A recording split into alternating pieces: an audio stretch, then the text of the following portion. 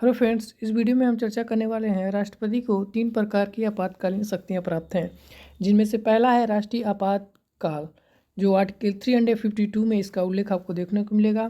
तो इस वीडियो में हम आर्टिकल 352 जो राष्ट्रीय आपात से संबंधित है उसको हम पूरी डिटेल से चर्चा करेंगे और इसी वीडियो में जानेंगे कि राष्ट्रीय आपातकाल क्या होता है, कब लगाया जाता है और राष्ट्रीय आपातकाल से हमारे मौलिक अधिकारों पर क्या प्रभाव पड़ता है। तो संपूर्ण जानकारी आपको राष्ट्रीय आपात से मिलने वाली है। उसके बाद आप समझ जाएंगे राष्ट्रीय आपात क्या होता है, कब लगाया जाता है और इसकी समाप्ति का क्या प्रावधान है हमारे संविधान में, और इससे हमारे मौलिक अधिकार और कार्यपालिका पे क्या प्रभाव पड़ता है। तो इस वीडियो को अंत तक जरूर देखिएगा, आपको बेहतरीन जानकारी मिलने वाली है। तो वीडियो को अंत तक जरूर देखिएगा। वीडियो कैसा लगा लास्ट में जरूर कमेंट बॉक्स में बताना मत भूलिएगा। तो आइए चलते हैं, समझते हैं कि राष्ट्रीय आपातकाल से प्रावधानों को। तो यहाँ पर देखिए दोस्तों, भारतीय संविधान में आपात उपबंध, ठीक है। आपको पहले हम बेसिक बता देते हैं कि जो राष्ट्रीय आपातकालीन की जो शक्तियाँ भारत के राष्ट्रपति को जो प्राप्त हैं, तीन प्रकार की राष्ट्रीय आपातकालीन की शक्तियाँ भारतीय राष्ट्रपति को प्राप्त है। पहला है राष्ट्रीय आपात, जो आर्टिकल 352 में उसके उल्लेख है, और दूसरा है राष्ट्रपति शासन, जो आर्टिकल 356 में इसका उल्लेख आपको देखने को मिलेगा, और तीसरा है वित्तीय आपात, जो आर्टिकल 316 में आपको देखने को मिलेगा। तो ये तीनों के तीनों जो शक्तियाँ हैं यह भारत के राष्ट्रपति को प्राप्त है, ठीक है। तो ये 3 शक्ति आपको याद रखना है, जो कि इस वीडियो में हम चर्चा करेंगे केवल और केवल 352 आर्टिकल जो राष्ट्रीय आपात से संबंधित है। तो इससे कुछ प्रावधान है, जो नियम है वो जानेंगे। पहले हम बेसिक जान लेते हैं कि राष्ट्रीय आपातकालीन की शक्तियाँ क्या भारतीय संविधान में उल्लिखित है या नहीं। तो हम आपको स्पष्ट कर देना चाहते हैं कि राष्ट्रपति आपातकालीन की जो शक्तियाँ हैं वो जो भाग है, भाग 18 में इसका उल्लेख आपको देखने को मिलता है, ठीक है। और अनुच्छेद क्या है 352 में, ठीक है। और 360 में आपको देखने को मिलेगा वित्तीय आपात, और 356 में आपको राष्ट्रपति शासन मिलेगा। और यहाँ पर देखिएगा जो राष्ट्रीय आपातकालीन की जो शक्तियाँ हैं यह हमारे संविधान में उल्लेखित हैं, ठीक है। और किस भाग में, तो यहाँ पर देखेंगे भाग 18 में, और यह जर्मनी के संविधान से लिया गया है, ठीक है। राष्ट्रीय आपातकालीन की शक्तियाँ ये भी आपको याद रखना है। और यहाँ पर देखिए कुछ फैक्ट हैं कि आपात उपबंध भारतीय शासन अधिनियम 1935 से ये लिए गए हैं, ठीक है, ये जो राष्ट्रीय उपबंध हैं। और यहाँ पर देखिए नेक्स्ट पॉइंट है हमारा, यह प्रावधान केंद्र को किसी भी असामान्य स्थिति से प्रभावी रूप से निपटने में सक्षम बनाते हैं, ठीक है। कोई भी असामान्य स्थिति होने पर यह 3 जो शक्तियाँ राष्ट्रीय आपातकालीन को ये हमें निपटने के लिए, उससे बाहर निकलने के लिए एक सुरक्षा प्रदान करता है। और चौथा पॉइंट है, संविधान में इन प्रावधानों को जोड़ने का उद्देश्य क्या है। इन प्रावधानों को जोड़ने का, यह जो राष्ट्रीय आपातकालीन की शक्तियाँ यह संविधान में जुड़ने का उद्देश्य क्या है वो आपको बताना चाहता है यहाँ पर। और जो पॉइंट 4 है कि उद्देश्य क्या है कि देश की संप्रभुता, एकता एवं अखंडता, लोकतांत्रिक राजनीतिक व्यवस्था तथा संविधान की सुरक्षा करना इस शक्तियों का क्या है, उद्देश्य है, ठीक है। ये आपको याद रखना है। और यहाँ पर देखिए कि उसके बाद ये आपका बेसिक हो गया। उसके बाद हम जानेंगे कि उद्घोषणा या घोषणा कब की जाती है, ठीक है। तो इसका उद्देश्य हो गया, तो कब की जाती है, जब यहाँ पर देखिए जब देश की संप्रभुता, एकता, अखंडता, लोकतांत्रिक राजनीतिक व्यवस्था, ठीक है, संविधान की सुरक्षा करना, ठीक है, तो इसका उद्देश्य हो गया। और यहाँ पर देखिए कारण क्या है कि ये राष्ट्रीय आपात लगाए जाते हैं, ठीक है। उद्घोषणा देखिए यहाँ पर है अनुच्छेद 352 में निहित है कि युद्ध, बाह्य आक्रमण या सशस्त्र विद्रोह के कारण संपूर्ण भारत, यहाँ पर देखिए संपूर्ण भारत, यहाँ पर देखिए या करके है, या इसके किसी हिस्से की सुरक्षा खतरे में हो तो राष्ट्रपति आपात की उद्घोषणा कर सकता है। यहाँ पर देखिए कारण स्पष्ट आपको यहाँ पर 352 में यह निहित है कि युद्ध या बाह्य आक्रमण या सशस्त्र विद्रोह के कारण संपूर्ण भारत या किसी इसके हिस्से में सुरक्षा जब खतरे में हो तो राष्ट्रीय आपात की घोषणा किया जा सकता है। याद रखिए यह पूरे भारत में या किसी छोटे राज्य में या किसी छोटे जिले में भी लगाया जा सकता है। भारत के किसी भी छोटे हिस्से में भी लगाया जा सकता है। ये आपसे भी प्रश्न पूछेगा, क्या राष्ट्रीय आपातकाल भारत के छोटे हिस्से या एक छोटे ज़िले में लगाया जा सकता है या नहीं? तो आपको बताना है जी हाँ, लगाया जा सकता है राष्ट्रपति आपातकाल, ठीक है। और यहाँ पर देखिएगा नेक्स्ट पॉइंट है हमारा कि मूल संविधान में सशस्त्र विद्रोह की जगह आंतरिक अशांति शब्द का उल्लेख था, ठीक है। यहाँ पर देखेंगे जो है सशस्त्र विद्रोह की जगह आंतरिक अशांति शब्द का उल्लेख था, ठीक है। देखिएगा 44वां संविधान संशोधन 1978 में यह संशोधन करके आंतरिक अशांति की जगह सशस्त्र विद्रोह शब्द डाला गया, ठीक है। तो यहाँ पर देखिएगा 1972 इसको 78 कर लीजिएगा, ठीक है। और यहाँ पर आंतरिक अशांति को हटाकर उसके स्थान पर सशस्त्र विद्रोह शब्द का प्रयोग किया गया, ठीक है। यहाँ पर पॉइंट देखिए अब 3 है, ये उद्घोषणा है और इसमें देखिएगा ये कारण है बताया गया है। कारण में भी संशोधन किया गया है कि यहाँ पर जो आंतरिक अशांति को शब्द को हटाकर सशस्त्र विद्रोह शब्द डाला गया।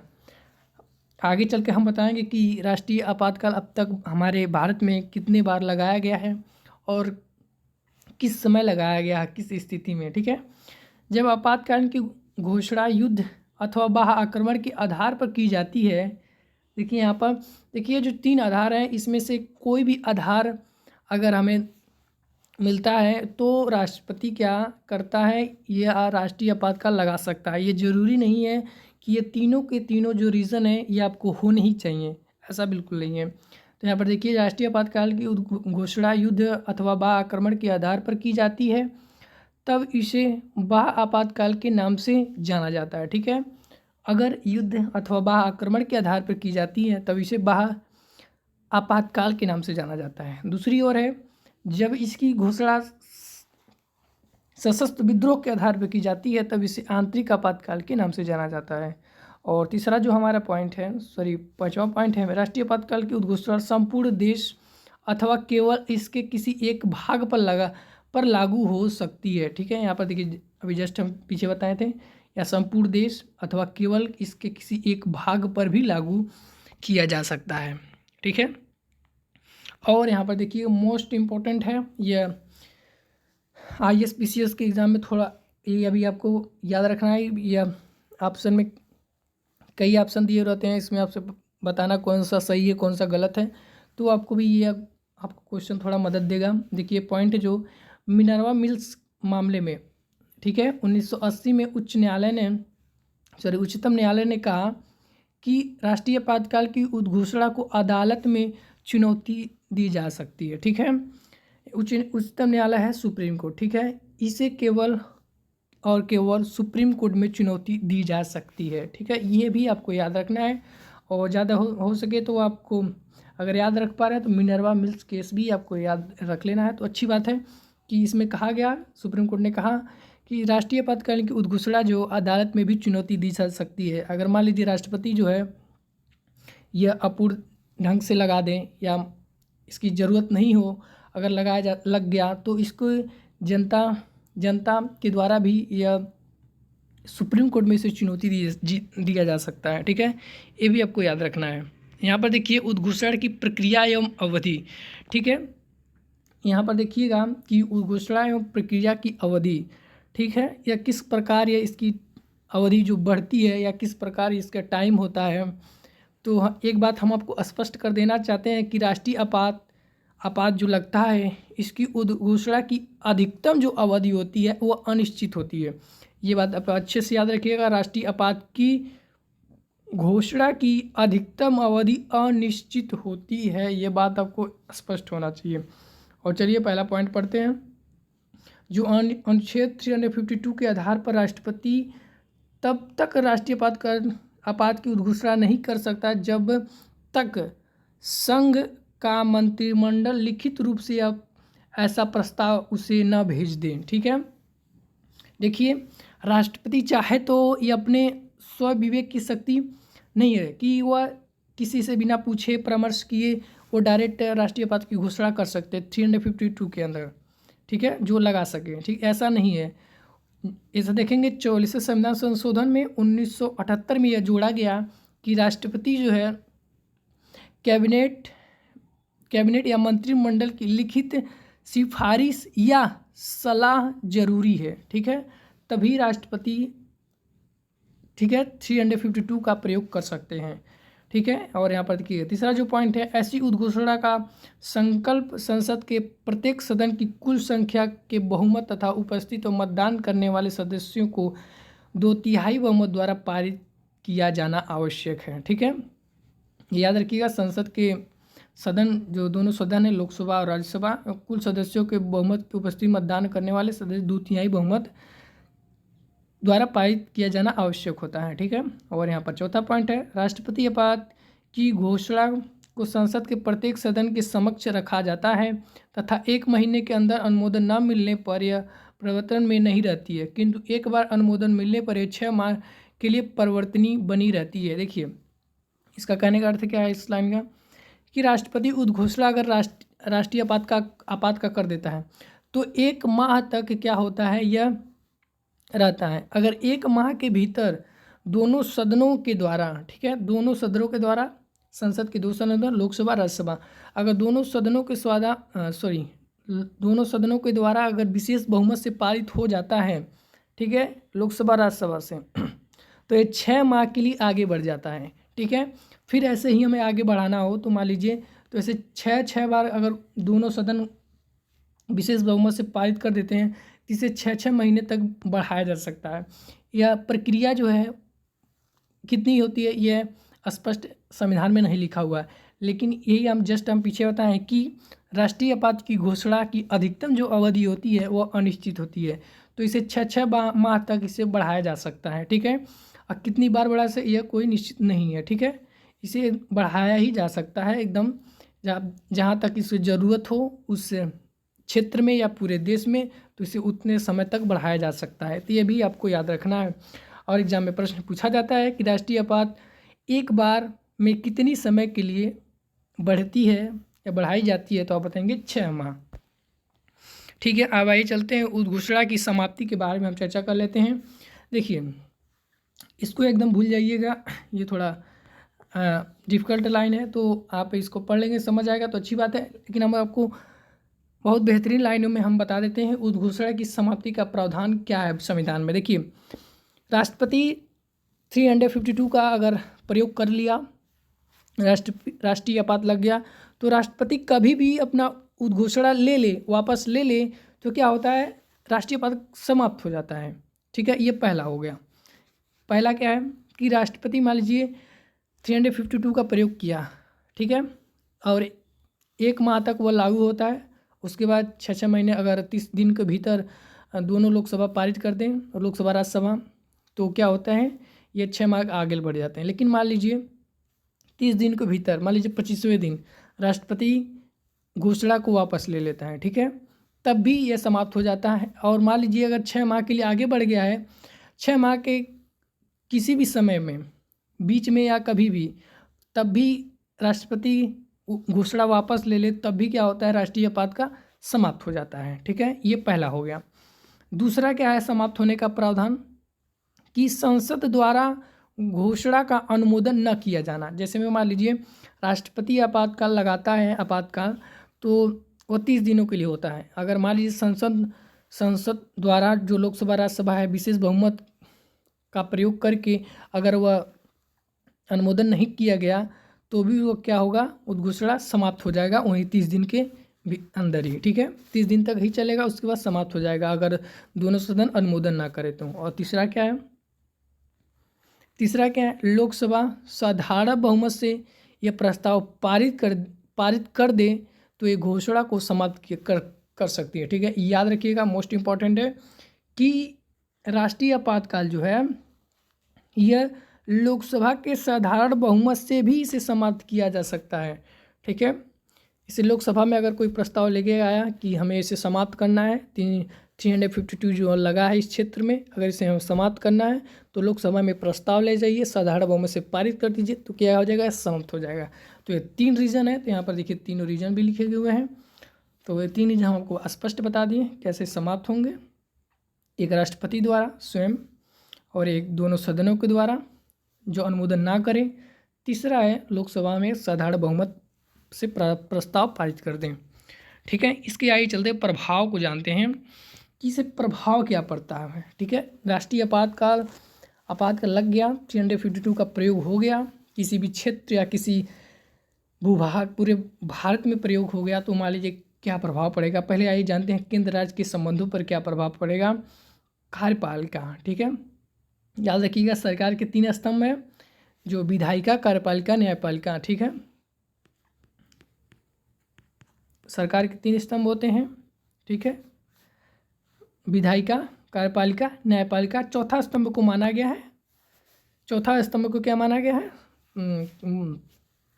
प्रेस को। ठीक है, तो ये 3 स्तंभ होते हैं लेकिन चौथा को माना गया है बेसिकली प्रेस को। ठीक है, तो ये अब 3 ही इंपॉर्टेंट है। तो आइए चलते हैं, पहले कार्यपालिका को जानते हैं। कार्यपालिका पे क्या प्रभाव पड़ेगा।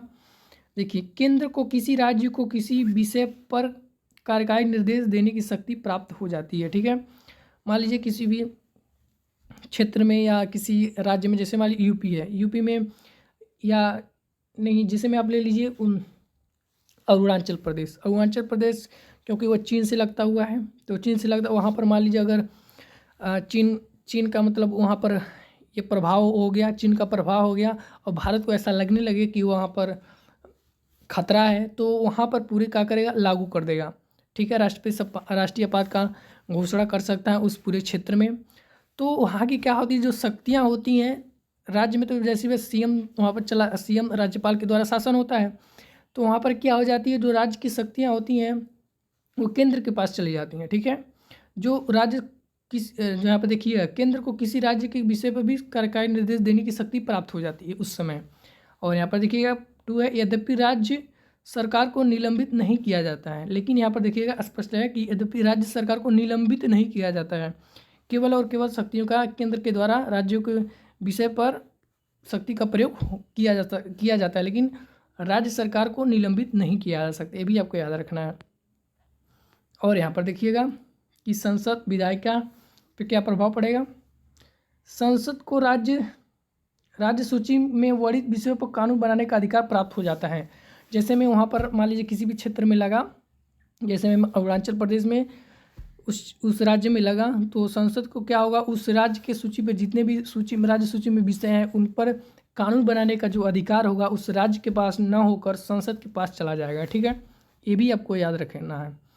और दूसरा पॉइंट है, यद्यपि किसी राज्य विधायिका की विधायी शक्ति को निलंबित नहीं किया जाता है। ठीक है, यहाँ पर देखिएगा विधायिका की शक्तियों को निलंबित नहीं किया जा सकता है। ठीक है, जैसे में केंद्र में देखेंगे संसद होता है, संसद में लोकसभा और राज्यसभा होता है, वैसे ही राज्य में विधानसभा, विधानमंडल होता है, विधानसभा और विधान परिषद होता है। ठीक है, ये भी आपको याद रखना है। उपयुक्त कानून जो आपातकाल की शक्तियों के बाद 6 माह तक प्रभावी रहते हैं।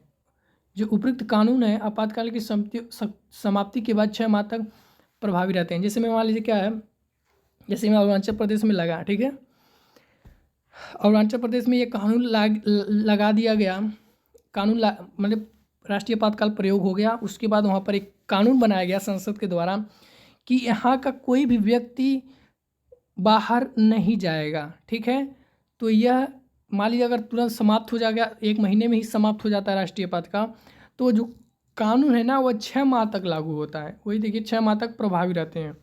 यदि संसद का सत्र नहीं चल रहा हो, ठीक है, मान लीजिए संसद का सत्र नहीं चल रहा हो, तो राष्ट्रपति राज्य सूची के विषय पर अध्यादेश जारी कर सकता है। ठीक है, अध्यादेश यह राष्ट्रपति भी जारी कर सकता है। यह किसी भी क्या असामान्य परिस्थिति से निपटने के लिए राष्ट्रपति की भी एक अध्यादेश जारी करने की यह शक्ति होती है। तो ये राज्य सूची के विषय पर भी अध्यादेश जारी कर सकता है। अध्यादेश देखेंगे आप 123 में आपका इसका उल्लेख आपको देखने को अच्छे से मिलेगा। तो अध्यादेश क्या होता है, अध्यादेश भी एक राष्ट्रपति की एक शक्ति है, तो इसका प्रयोग भी कर सकता है। तो 123 में इसका उल्लेख आपको देखने को मिलेगा। अगर आप चाहते हैं कि राष्ट्रपति की अध्यादेश की शक्तियों के बारे में भी हम ऐसा वीडियो PDF के साथ लेकर आएँ तो कमेंट बॉक्स में ज़रूर बताइएगा।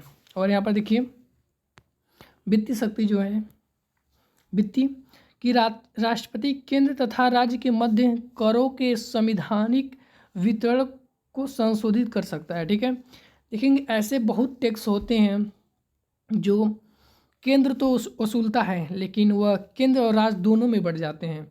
ठीक है, तो उसका संवैधानिक वितरण में भी संशोधन किया जा सकता है। ऐसे संशोधन उस वित्तीय वर्ष की समाप्ति तक जारी रहते हैं जिसमें आपातकाल समाप्त होता है। ठीक है, ये भी आपको याद रखना है। और यहाँ पर देखिए मोस्ट इम्पॉर्टेंट है, लोकसभा तथा राज्य विधान सभा के कार्यकाल पर क्या प्रभाव पड़ेगा अगर राष्ट्रीय आपातकाल लगा हुआ है। तो यहाँ पर देखिएगा पॉइंट 1 है कि लोकसभा के कार्यकाल इसके सामान्य कार्यकाल 5 वर्ष से आगे बढ़ाने के लिए संसद द्वारा विधि बनाकर इसे 1 वर्ष के लिए बढ़ाया जा सकता है। ठीक है, जैसे नॉर्मली लोकसभा का जो कार्यकाल होता है 5 वर्ष का होता है, लेकिन राष्ट्रपति आपातकाल लगा हुआ है और संसद विधि बनाकर इसे 1 समय के लिए भी आगे बढ़ा सकता है। ठीक है, तो 1 वर्ष से भी आपको याद रखना है। और कमेंट बॉक्स में बताइएगा कि राज्यसभा की कार्यकाल की जो राज्यसभा होता है, लोकसभा का कार्यकाल 5 वर्ष होता है और राज्यसभा का कार्यकाल कितना होता है, ये कमेंट बॉक्स में आंसर करके जरूर बताइएगा। ठीक है, यहाँ पर पॉइंट 2 है, इसी प्रकार संसद किसी राज्य विधान सभा का कार्यकाल भी प्रत्येक बार 1 वर्ष के लिए कितने भी समय तक बढ़ा सकती है। ठीक है, वैसे ही सेम है, राज्य विधान सभा कार्यकाल प्रत्येक बार 1 वर्ष के लिए अभी बढ़ा सकती है। ठीक है, सेम है। ठीक है, तो भी बढ़ा सकती है अपनी भी। ठीक है, अब जैसे में केंद्र आप पढ़ लेते हैं तो समझिए आप राज्य का भी आप पढ़ लिए। तो यहाँ पर देखिए उपरोक्त दोनों विस्तार आपातकाल की समाप्ति के बाद अधिकतम 6 माह तक के लिए ही लागू रहते हैं। ठीक है, ये केवल 6 माह तक ही लागू रहते हैं, ये भी आपको याद रखना है। ये दोनों विस्तार आपातकाल समाप्ति के बाद अधिकतम 6 माह तक ही लागू रहते हैं।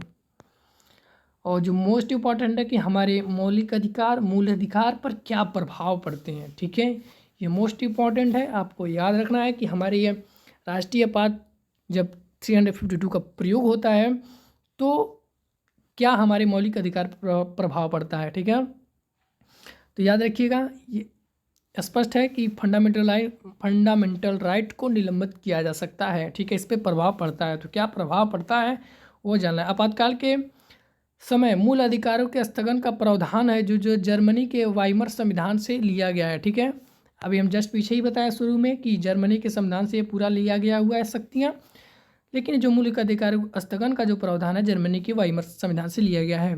देखिए यहाँ पर 2 पॉइंट है, अनुच्छेद 358 तथा 359 राष्ट्रीय आपातकाल में मूल अधिकारों पर पड़ने वाले प्रभाव का वर्णन करते हैं। ठीक है, यहाँ पर देखेंगे स्पष्ट है कि यहाँ 358, 359 राष्ट्रीय आपातकाल में मूल अधिकारों पर पड़ने वाले प्रभावों के वर्णन करते हैं। 2 आर्टिकल जो मोस्ट इंपॉर्टेंट है कि मौलिक अधिकार पर क्या प्रभाव डालते हैं राष्ट्रीय आपात का।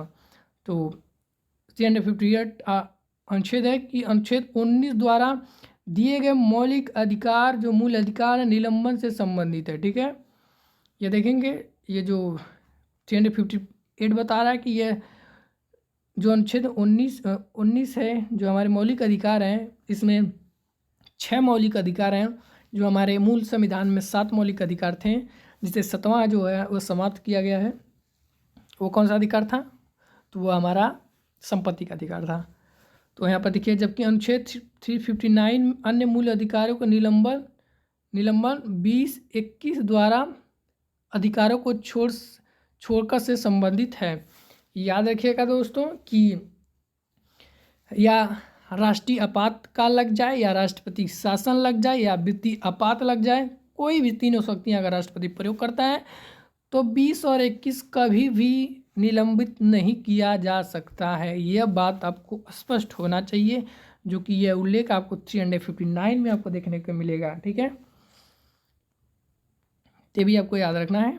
और यहाँ पर देखिए अनुच्छेद 358 के अनुसार जब राष्ट्रीय आपात की घोषणा की जाती है तब अनुच्छेद 19 प्रथम 6 मूल अधिकार स्वतः ही निलंबित हो जाते हैं। इसके कहने का अर्थ है कि अगर राष्ट्रीय आपातकाल राष्ट्रपति 352 का प्रयोग करता है तो वहाँ पर जिस क्षेत्र या पूरे भारत में अगर प्रयोग होता है तो अनुच्छेद जो 19 है, हमारे जो 6 मौलिक अधिकार हैं वह स्वतः ही निलंबित हो जाते हैं, उन्हें कुछ नहीं करना रहता है। राष्ट्रपति वह कहेगा ही नहीं कि आपके जो 19 के तहत जो मूल अधिकार हैं वह समाप्त होते हैं। वह जैसे ही उद्घोषणा 352 का प्रयोग होता है, तुरंत ही 19 क्या होगा, एग्जिट कर जाएगा, ये समाप्त हो जाएगा। ठीक है, ये आप जो भी 6 मौलिक अधिकार हैं वो आपको नहीं मिलते हैं। ठीक है, और यहाँ पर दूसरा पॉइंट है, जब राष्ट्रीय आपातकाल समाप्त हो जाता है तो 19 जो है स्वतः पुनर्जीवित हो जाता है। ठीक है, जैसे ही 352 का प्रयोग हुआ वैसे 19 मर जाएगा। जैसे ही यह समाप्त हुआ 352, वैसे ही 19 क्या हो जाता है, पुनर्जीवित हो जाता है। ठीक है, ये आपको ऐसे याद रखिएगा। जब 352 का प्रयोग हुआ तो 19 मर जाएगा, और जैसे ही 352 हटा वैसे यह 19 जी जाता है। अनुच्छेद 19 द्वारा प्रदत्त 6 मूल अधिकार को युद्ध अथवा बाह्य आक्रमण के आधार पर घोषित आपातकालीन में ही निलंबित किया जाता है। ठीक है, यहाँ पर देखिएगा एकदम स्पष्ट लिखा हुआ है कि जो 19 है, आर्टिकल अनुच्छेद 19 जो है, ये 6 मौलिक अधिकारों को युद्ध अथवा बाह्य आक्रमण के आधार पर ही घोषित आपातकालीन में ही निलंबित किया जा सकता है। सशस्त्र विद्रोह का शब्द यहाँ पर देखिएगा प्रयोग नहीं हुआ है। तो यहाँ पर यही 2 कारण हैं जब यह निलंबित होते हैं। ठीक है, 6 मौलिक अधिकार जो हमारे मूल अधिकार हैं। ठीक है, ये भी आपको याद रखना है। और यहाँ पर देखिएगा अनुच्छेद 359 के अंतर्गत मूल अधिकार नहीं अपितु उनका लागू होना निलंबित होता है। ठीक है, 20-21 को छोड़कर देखिएगा, 20-21 कभी भी नहीं, ऐसे एग्जाम में आपसे पूछा जाता है कि राष्ट्रीय आपातकाल में वह कौन सा जो हमारे कौन से मूल अधिकार हैं जो समाप्त नहीं होते हैं, तो 20-21 आपका आंसर हो जाता है। पॉइंट 2 है, यह निलंबन उन्हीं मूल अधिकारों से संबंधित होता है जो राष्ट्रपति के अध्यादेश में वर्णित होते हैं। ठीक है, ये भी आपको याद रखना है। पॉइंट 3 है, अनुच्छेद 359 के अंतर्गत निलंबन आपातकालीन की अवधि अथवा आदेश में वर्णित अल्पावधि हेतु लागू हो सकता है। ठीक है, और निलंबन का आदेश पूरे देश अथवा किसी भाग पर लागू किया जा सकता है। ठीक है, ये भी आपको याद रखना है।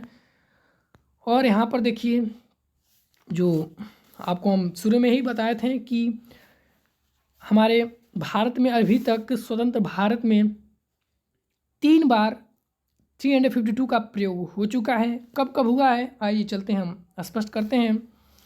देखिएगा, पहला ही जो प्रयोग है 1962 में चीन के आक्रमण, जब चीन आक्रमण किया था, चढ़ाई किया था।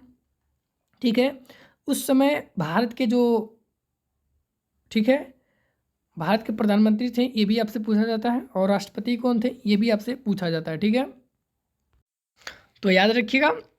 और यहाँ पर देखिए 3 बार ये सब प्रयोग हुआ है।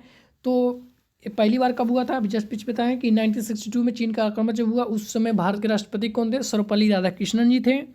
और दूसरी बार प्रयोग हुआ है 1971 जब पाकिस्तान का जब आक्रमण हुआ था। ठीक है, और वो उस समय भारत के राष्ट्रपति कौन थे, वी गिरी। ठीक है, मोस्ट इंपॉर्टेंट यही रखता है कि राष्ट्रपति कौन थे। ठीक है, क्योंकि इन्हीं लोगों ने ही घोषणा की थी, जाहिर सी बात है। और तीसरा जो है वह 1975 आंतरिक अशांति के समय हुआ था, जो उस समय के राष्ट्रपति फखरुद्दीन अली अहमद थे। और यहाँ पर देखेंगे तीनों के तीनों जो प्रावधान है ये पूरे के पूरे लिखे हुए हैं। यहाँ पर देखिएगा, पहला है 1962 है जो चीन द्वारा, यहाँ पर देखिए अरुणाचल प्रदेश नेफा क्षेत्र पर हमला के कारण हुआ था, उस समय भी 352 का प्रयोग हुआ था हमारे भारत में। दूसरा है 1971 पाकिस्तान द्वारा भारत के विरुद्ध उद्घोषित युद्ध छेड़ने के कारण ये भी प्रयोग हुआ था। और तीसरा है 1975 आंतरिक अशांति के आधार पर भी ये प्रयोग हुआ था, तो तभी से यह यहाँ पर चेंज हो गया और 1976 में हमारा आ गया, सॉरी 78 में है। ठीक है, 78 में अशांति के जगह पर क्या आ गया, सशस्त्र विद्रोह का शब्द प्रयोग किया गया। ठीक है दोस्तों, तो उम्मीद करते हैं ये आज का हमारा आपका सेशन पसंद आया होगा। ठीक है, अगर पसंद आया हो तो लाइक करिएगा, सब्सक्राइब करिएगा। ठीक है। अगर आप PDF के लिए चाहते हैं तो आप टेलीग्राम पर जाकर सर्च करिएगा रीजनिंग मैथ बाय योगेश। वहाँ पर आपके कई सारे PDFs नोट्स आपको सब वहाँ पर प्रोवाइड किए जाते हैं, तो आप वहाँ पर जाकर फॉलो कर लीजिएगा। और वीडियो अच्छा लगा तो लाइक करिएगा, सब्सक्राइब कीजिएगा। मिलते हैं अगले सेशन में। और कोई भी आपको वीडियो चाहिए किसी भी टॉपिक्स पर तो आप कमेंट बॉक्स में ज़रूर बताइएगा, हम आपके लिए ज़रूर लेकर आएंगे।